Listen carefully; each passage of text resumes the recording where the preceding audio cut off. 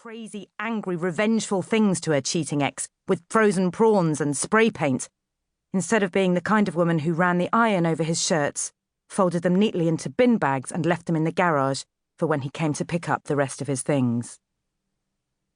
"It's very nice," I say politely, looking around the dimly lit room with its old-fashioned flowery wallpaper and faded brown carpet, darker in parts where the furniture used to be.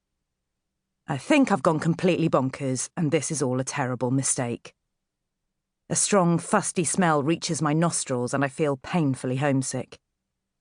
Only I no longer have a home to feel sick for. It's been sold, subject to contract, as part of the divorce. The new owners, a couple with 2 young children, are due to move in the new year. My ex-husband has moved out of our home and in with his new girlfriend. His son, Will, my beloved stepson, who would spend weekends and holidays with us, has finished university and gone travelling. It's just me and an empty house full of memories. Which is why, a few weeks before Christmas, while the rest of the world is shopping for gifts and decorations, I'm shopping for a new place to call home. I know on your search criteria you said you're looking for a flat, preferably something that doesn't need any work doing, but I thought I'd throw in a bit of a wild card for the final property. It's late afternoon and this is my last viewing before I travel back to London. It's been a long day. I caught the express train from King's Cross Station at first light, changing at Leeds onto the local railway line, which took me on a slow but breathtaking journey through a dramatic landscape, before finally pulling into the small windswept station on the edge of the Yorkshire Dales. There I was met by Mr. Hardcastle, an estate agent who, until today, I've only corresponded with by email, after he replied to my inquiry about properties for sale in the area. Ruddy-faced and larger-than-life in his waxed jacket with corduroy collar, he's nothing like his slick-suited counterparts in London.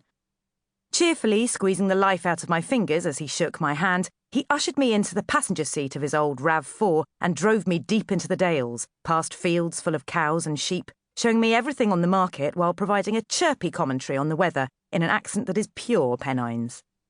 "They've given rain. Bye, it's a bit nippy. You're lucky. Yesterday it was fair tipping it down. There's talk of snow on the tops. Looks like it's clearing. I can see a patch of blue. With any luck, weekend should be grand after all."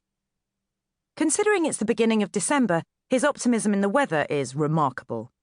As is his ability to see anything positive in this 300-year-old stone cottage, originally built for farm workers in the small but beautifully picturesque village of Nettlewick. With its dark, poky rooms, rotten windows and nicotine-stained walls, it's old and tired and in desperate need of a makeover. I know the feeling. It's got a certain charm, don't you think? I'm not sure I'd call damp charming. I point to some scary-looking mushroom growing out of the wall. Or woodworm. I peer more closely at the suspicious-looking pinprick holes in one of the large beams running across the ceiling. "The vendor's very open to offers," he continues brightly, rocking on his heels. "And there's a lovely westerly view from the back garden. There are a few houses, but mostly you can see straight across the Dales." "What's the view from the front?" Walking across to the sash window, I pull back the greying stained net curtain. "Oh, a graveyard. At least it'll be dead quiet," he chuckles at his own joke. And now I'm thinking dead people. I'm thinking Michael Jackson's Thriller video. Apparently he inherited it from his great-aunt, but he lives abroad and has no use for it. It's dark outside, and my reflection stares back at me in the window pane. I look tired, old, pale as a ghost. No use for it. That's how my husband must have felt about our marriage when he walked out. The thought drops like a weight on my chest. With my back still turned, I squeeze my eyes shut, pinching the tear ducts with my thumb and forefinger. I mustn't cry. Not here. Well, like I said, it was a bit of a wild card. As he flicks off the bare bulb overhead, I open my eyes and linger for a moment by the window.